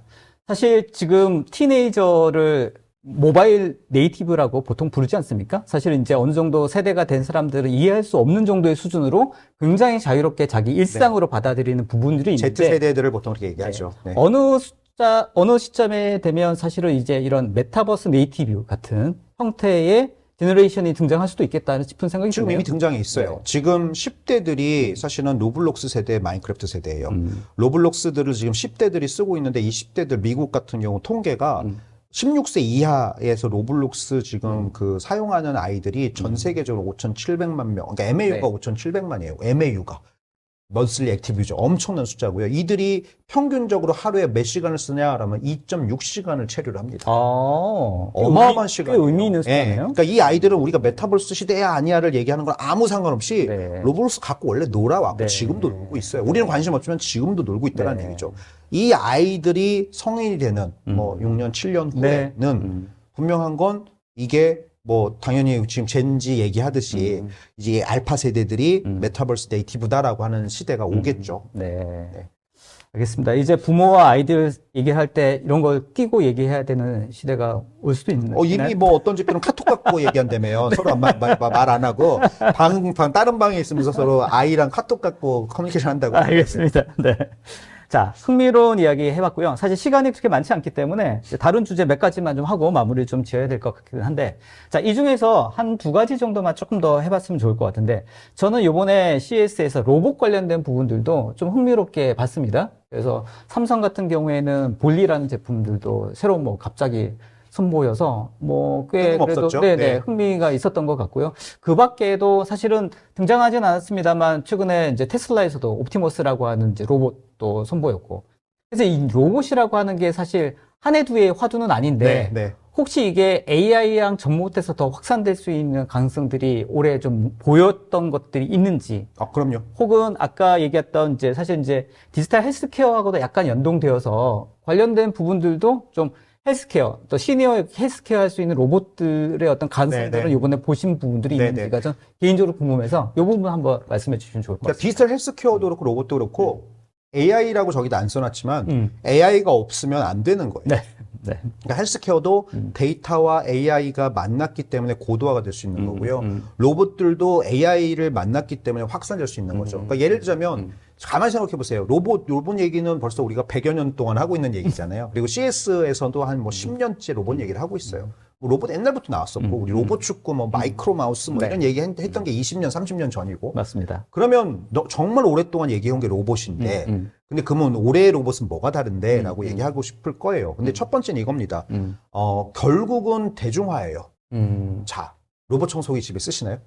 있습니다. 네. 언제부터 네. 쓰셨죠? 저는 몇 년 된 것 같은데요. 네. 벌써 집에 로봇 돌아다니고 있잖아요. 그러네요. 근데 그 로봇 청소기가 네. 초창기에 나왔을 때 이슈가 많았어요. 아하. 식탁 밑에 껴서 네. 지원 막 네. 옴짝던짝 못 하기도 하고 청소한 데 계속 가서 막 하기도 네. 하고 뭐 가다가 배터리 다 방전돼서 그냥 서 있기도 하고 뭐 잘 빨아들이지 못해서 뭐 문제되기도 하고 그런 문제 많았잖아요. 지금은 어떠세요? 많이 지나요. 지금 많이 지났죠. 많이 많이 지난 이유가 바로 센서 기술, 프로세서 기술, 뭐 서버 로봇 기술이지만 거기에 코어에는 AI가 있는 거예요. 네. 비전으로 네. 내 방을 얼마만큼 잘 스캐닝해서 네. 그걸 데이터화하고 그 실시간으로 그 데이터와 함께 상호작용해서 내가 청소하고 안 한 것들을 어떻게 분석하고 라우팅을 어떻게 최적화하고 뭐 이런 것들이 인공지능에 의해서 돌아갑니다. 네. 그러다 보니까 로봇 청소기가 지금 굉장히 많이 쓰이고 있고 식당에 갑니다. 네. 요즘 로봇이 이렇게 서빙하는 로봇 되게 서빙 많아요. 되게 많아졌어요. 뭐 제주도만 가면 네, 뭐 맞습니다. 물에 하나는 다 로봇이 서빙해요. 네, 맞습니다. 언제부터 그랬죠?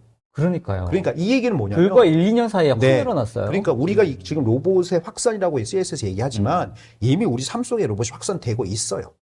굉장히 많이 확산되고 있는데 이제 저 CS에서 로봇의 확산을 얘기하는 이유는 이미 확산의 일로에 있지만 중요한 건 이제 우리 곁으로 로봇이라고 하는 게 스마트폰처럼 이제 다가오고 있어. 그래서 뭐 볼리나 LG가 나온 그 반려 로봇 같은 것들 네.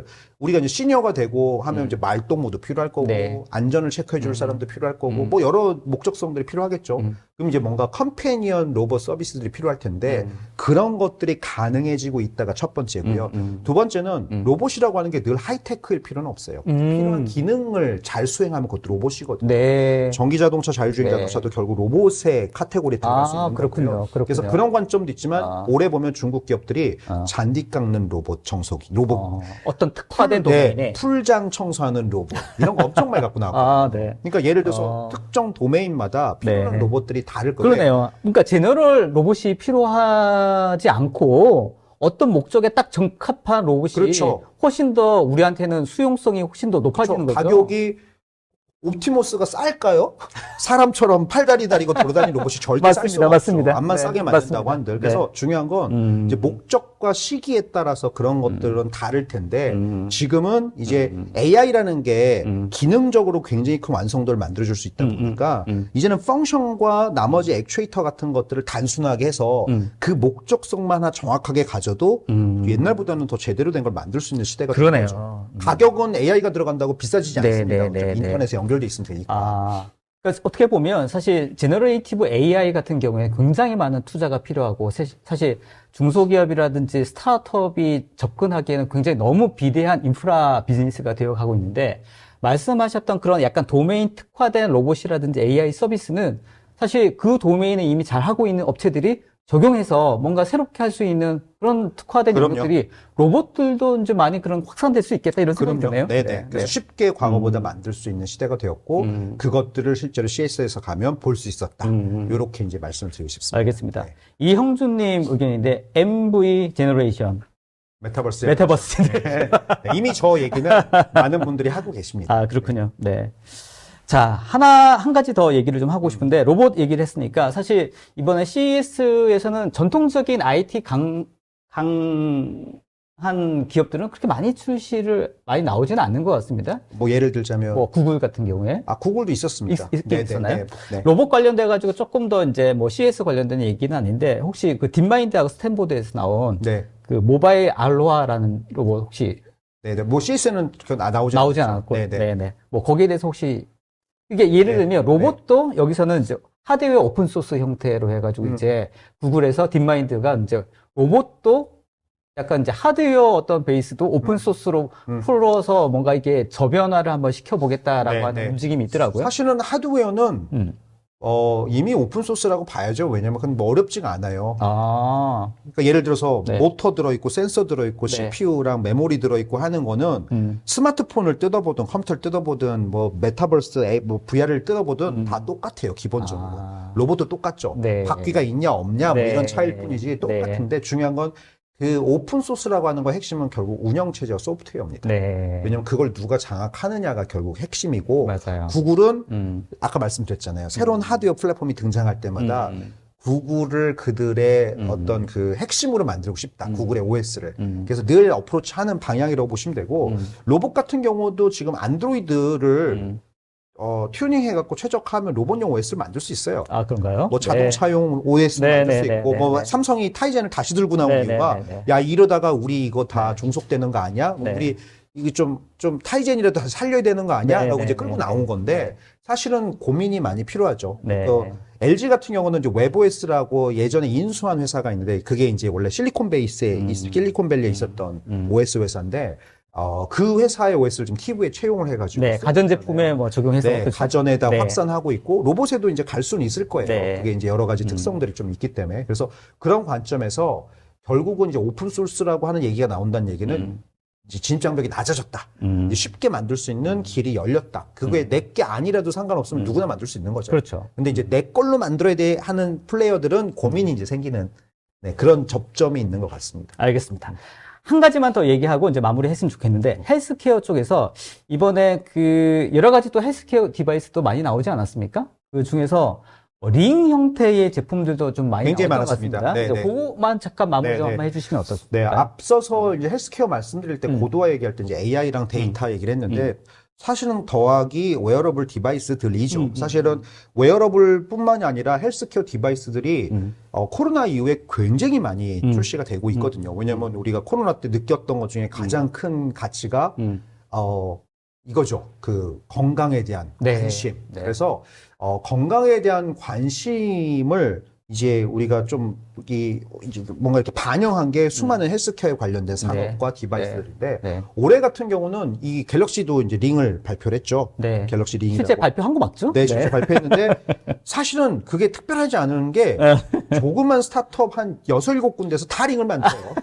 이미 팔고 있습니다. 네. 홈페이지 가서 네, 보시면 네, 네, 네. 이미 뭐 299, 399 돈 내면 살 수 있어요. 그리고 요 링인데 진짜 제가 착용해봤는데 조금 그냥 더 두꺼운 정도지 착용할 만해요.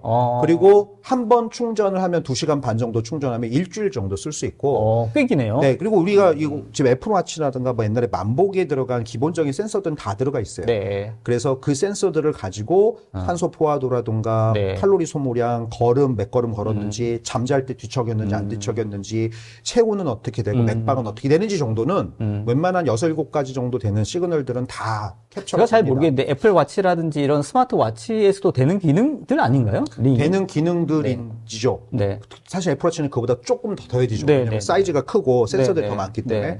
근데 이제 이게 불편하신 분들이 있고, 그리고 이제 링 같은 경우는 한번 이렇게 착용하면, 그리고 애플워치 같은 경우 하루 종일 차면서 일주일 동안 못 쓰거든요. 맞습니다. 매일매일 네, 충전해줘야 네, 되잖아요. 네. 근데 이 링은 한 번 충전하면 일주일 동안 쓸 수 있는 거예요. 그러면 이제 충전이라고 하는 굉장히 불편함이 조금 더 뭐 없진 않죠. 일주일에 한 번은 충전해야 되니까. 그거를 줄이면서도 내 건강을 실시간으로 볼 수 있다라는 거. 그리고 중요한 건 스마트폰이라는 게 모두에게 보급이 돼 있으니까 이게 의미가 있는 거예요. 왜냐면 네. 이거 혼자로는 의미가 없어요. 네, 네, 네, 스마트폰과 블루투스로 연결이 돼 있거든요. 네, 네. 그러니까 데이터가 캡처가 되면 스마트폰으로 오고 스마트폰의 백채널을 활용해서 위급 시에 연락도 하고 필요한 데이터를 여기다 모으기도 하고 서비스도 해주니까. 그래서 지금은 스마트폰을 기반으로 해서 수많은 서비스들. 그래서 뭐 링이 필요한 사람은 링이, 뭐 와치가 필요한 사람은 와치가, 네. 뭐 이게 목적에 맞춰서 본인들이 디바이스를 선택할 수 있는 시대가 열렸고요.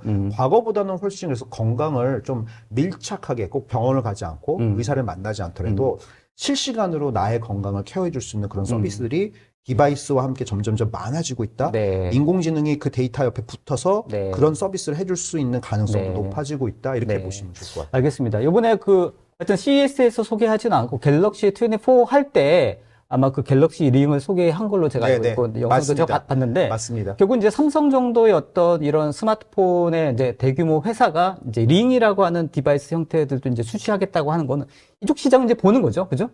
그러니까 그게 삼성만 했으면 와 놀라운 혁신이라고 할 수 있는데 많은 기업들이 하고 있다라는 거는 사실은 놀라운 혁신이라기보다는 기술이 이제 그만큼 무르익었다라는 네. 거고요. 저는 오히려 삼성이 늦었다고 생각합니다. 네. 왜냐면 지금도 뭐 늦은 건 아닌데 만약에 이 시장을 조금 더 리드를 하고 있었다면 더 빨리 나왔어야죠. 근데 지금 뭐 스타트업들이 지금 만들고 있거든요. 팔고 있거든요. 네. 그 시장에 내가 링을 내놨다고 해서 이게 막 기술적으로 내가 어마어마하게 차별성이 있고 내가 정말 잘해라고 말하기는 뭔가 다른 걸 보여줘야죠. 그렇죠. 그러니까 하지만 뭐 스마트폰이라고 하는 생태계를 그래도 어느 정도 많이 안드로이드 쪽에서는 생태계를 굉장히 많이 그래도 확보한 기업이다 보니까 뭔가 관련된 네, 서비스 측면에서는 또 좀 뭔가 네, 차별화 네. 포인트가 있지 않을까 싶기도 하고. 그럼에도 불구하고 안드로이드는 이제 삼성 게 아니라는 게 네. 여기서 또 중요한 네. 포인트죠. 그래서 아마 하여튼 고민이 많으실 거예요. 플랫폼을 가지고 있어야 돼. 네, 고민이 많으실 네. 겁니다. 지금 질문 중에 하나가 네. 링을 스마트워치 말고 AR, MR용 포인팅 디바이스로 사용하는 시도는 없냐 이런 질문이 있었는데 네. 있었어요. 아, 소니가 그래요? 네. 작년에는 소니 PSVR2라고 해서 게이밍용 그 PS5랑 연결해서 쓸 수 있는 VR 헤드셋을 발표를 했었거든요. 네. 물론 재작년에 발표하고 네. 작년에 이제 판매를 시작했던 거죠. 근데 올해는 MR 디바이스를 하나 새로 출시를 했어요. 그래서 이 디바이스를 쓰면 네. 믹스드 리얼리티, 혼합 현실 기반 하에서 네. 3D 데이터나 CAD 같은 걸 갖고 와서 어허. 공간에서 그거를 새롭게 네. 콜라보레이션 하거나 네, 네, 네. 뭐 CAD를 막 변형해 본다거나 하는 일적인 용도로 네, 쓸 수 네, 있는데 네. 이때 컨트롤러 하나랑 링을 하나 써요. 그래서 링 하나랑 컨트롤러 두 개를 한쪽은 컨트롤 들고 한쪽은 네. 링을 쓴 다음에 네. 요 두 개를 가지고 이 오브젝트 같은 어떤 것들 제스처라든지 이런 네. 걸 인식할 수 있도록 네, 링을 가지고 이용하는 네, 거군요. 매니플레이션도 하고 뭐 이런 시연을 실제로 했고 네네. 지멘스랑 콜라보해서 지멘스가 실제로 디지털 팩토리에 소니 네. 디바이스를 가지고 가서 시연하는 그런 데모들도 있었는데 네, 그래서 네, 네. 이 링이라고 하는 게 뭐 헬스케어로만 쓰이지는 않을 거예요. 네. 웨어러블은 여러 목적으로 쓸 수 있으니까 네. 이제 중요한 건 어떻게 되든 링이라는 걸 만들어서 이렇게 쓸 수 있어라고 하는 게 이제 프로분 된 거니까 그렇죠. 다양한 곳에서 아마 활용이 네, 될 겁니다. 알겠습니다. 지난번에 CS 관련된 이야기를 들어보니까 이 링을 가지고 인공지능의 어떤 커뮤니케이션의 통로로서도 활용하는 그런 경우도 있더라고요. 네네네. 그런 것도 컨트롤러도 쓰고, 네네네. 뭐 커뮤니케이션도, 뭐, 그러니까 기술은 계속 발전하니까, 뭐 10년 전에 안 되는 게 지금 다 되잖아요. 네. 알겠습니다. 권호철님 질문인데요. 워치를 통한 헬스 관련 센서는 감도상의 이슈가 여전히 있다고 생각하는데 링의 경우는 사이즈가 더 작아서 이런 부분을 극복하기가 더 어렵지 않을까요? 맞습니다. 네. 그러니까 워치도 그렇고 링도 그렇고 완벽한 건 존재하지 않아요. 네. 그런데 중요한 건 어찌되었건에 우리가 이게 그 크리티컬한 메디컬 디바이스가 아니거든요. 그러니까 예를 들어서 순간 뭐 잘못하면 죽어. 그거 못 쓰죠. 근데 여기 이런 디바이스의 그건 아니죠. 장점은 네. 상시로 계속 데이터를 캡처해서 네. 데이터가 이거 완전하지 않더라도 음. 경향이라든가 패턴은 볼 수 있거든요. 네. 그리고 거기에 인공지능을 붙여주면 이제 이 인공지능이 학습한 정도에 따라서 그 완벽하지 않은 데이터에서도 우리가 필요한 것들을 뽑아낼 수 있기 때문에 그 수준으로 그래도 쓸만한 수준이 됐다라고 이해하시는 게 훨씬 더 맞을 것 같습니다. 개인적으로는 이제 어떤 의료 시스템이라고 하는 게 기존의 어떤 패러다임은 병이 났을 때 치료의 어떤 패러다임으로 좀 많이 시스템이 옵티마이즈 됐다고 하면 이제는 뭐 예산이라든지 여러 가지로 봤을 때 치료도 중요하지만 그 예방을 하는 측면이 굉장히 앞으로 네, 중요한 네. 패러다임이 아닐까 의료 시스템에서 네, 네. 그런 측면에서 봤을 때는 이 링이라든지 이런 그 몸에 착용해서 신체 바이오나 상태들을 모니터링하는 이런 어떤 생태계가 굉장히 앞으로 활발하게 움직일 것 같고 말씀하셨던 것처럼 AI가 접목해서 더 이런 게 더 고도화되고 진화가 빨라지지 않을까 이런 생각도 네네. 드는데. 뭐 실제로 몇 년 사이에 그런 시도들이 굉장히 많아졌고요. 그리고 이제 뭐 명확하게 넘버가 있으니까 치료를 하게 돈을 주는 것보다 병을 안 걸리게 하는 게 싸다라는 게 맞아요, 데이터가 맞아요. 이미 나왔어요. 맞아요. 그러니까 안 걸리게 하는 게 답이죠. 근데 이제 그거를 이제 극복하기 위한 또 시스템 마련이 이게 쉽지 않은 거죠. 그렇죠. 네. 그래서 미국에는 수많은 보험사들, 뭐 레모네이드를 비롯해 수많은 보험사들이 이런 쪽에 이미 투자를 하고 있고 디바이스와 이런 서비스를 이미 붙이고 있어요. 네. 그래서 내가 애플워치 차고 데이터 공유해주면 너 보험비 깎아줄게. 그러면 이제 우리가 수시로 너 뭐 일어나, 걸어, 뭐 이런 거 이제 하는 이제 푸시를 해주고 너칭 해주는 그런 서비스들도 많아지고 있고요. 결국은 건강한 삶이라고 하는 거는 과거에 뭐 알 수 있다면 걸리지 않게 하는 게 제일 좋은 거잖아요. 네, 맞습니다. 걸리고 나면 아픈 거니까. 네. 그래서 그런 쪽으로는 아마 계속 진화를 할 거고요. 더더욱이나 진단에 특화돼 있었던 디지털 기기나 기술들이 지금은 이제 치료의 영역에도 쓰이고 있기 때문에 디지털 치료제로서 그게 아마 동시에 아마 같이 발전하지 않을까 이렇게 봅니다. 알겠습니다. 사실 오늘 저희 오늘 라이브는 사실 그 사전에 어떤 그 뭐죠? 리허설도 없이 바로 했고 질문들도 사전에 아무 공유된 것도 없이 원래 바뀌는데 그렇게 하는 거 아닌가요? 원래 그렇게 하는 걸로 알고 있어요. 아닙니다. 네. 그래서 역시 바로바로 나오신다. 그런 생각이 듭니다. 자, 저희 오늘 라이브를 마무리하면서 저희가 사실 시그니처 질문이 있습니다만 시그니처 질문보다는 이 질문 한번 드리고 마무리했으면 좋겠습니다. 이번 CES 2024를 돌이켜보면서 그래도 가장 하이라이트 된 제품이 무엇인지. 제품? 제품이든 서비스든 대표님이 보시기에 그거 하나 하고 전반적으로 한번 마무리 한번 해주시면 좋을 것 같습니다. 저는 그러면 그거를 그냥 사람을 위한 기술이라고 얘기를 해볼게요. 네, 좋습니다. 그러니까 CS 전반적인 그 추세도 그렇고 기술의 방향도 그렇고 우리가 뭐 5년 전에 얘기했던 뭐 ESG 또는 올해 CS가 얘기하는 휴먼 시큐리티나 지속 가능성 이런 것들을 다 통틀어 보면 기술의 목적성이나 방향성이 점점 더 명확해지는 것 같아요. 그러니까 사람을 위해서 쓰여야 된다. 그러니까 뭐 기술이 뭐 이제 예전에 무기도 만들고 그냥 돈을 벌기 위한 수단이었다면 지금 CS에서 논의되는 수많은 기술들은 야 이거 사람들한테 뭐 어떤 혜택을 주는데 더 본질에 접근하는 거예요. 그래서 사람을 위한 기술 그래서 사람을 위한 기술이 적용된 사람을 위한 서비스, 사람을 위한 서비스가 적용된 사람을 위한 제품. 이게 저는 굉장히 중요한 키워드가 아닌가 생각합니다. 이 말씀을 드리니까 하나만 더 여쭤보는데 사실 AI가 등장하면서